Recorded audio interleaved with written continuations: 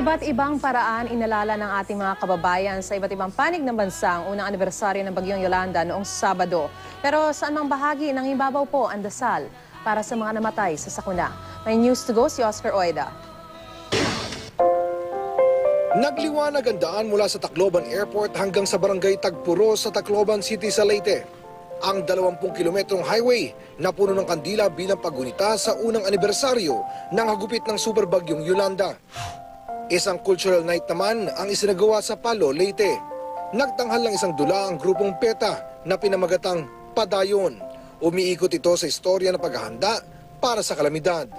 Umawit din ang Pinoy folk singer and composer na si Noel Cabangon. Pinailawan din muli ang mga bamboo light sa palibot ng Palo Cathedral na nasira ng bagyo. Sa Lanuza, Surigao del Sur, isang minutong katahimikan at dasal ang kanilang inialay sa mga nasawi at biktima. Kasunod nito, nagpalipad sila ng mga sky lantern, hangad ng tuluyang pagbangon ng mga nasalanta. Pinailawan naman ng Matagaroa City sa Capiz ang Panay River. Matapos ang pagbibigay ng panalangin, nagpaanod sila ng mga kandila. Isang taon matapos ang trahedya, tuloy ang pagsibol ng mga istorya ng pagbangon. Sa kabila nito, hindi rin naiwasan ng mga biktima ng bagyo na isingit ang kanilang sama ng loob sa gobyerno. Sabi ni Secretary Panfilo Lacson, hindi Superman ang gobyerno.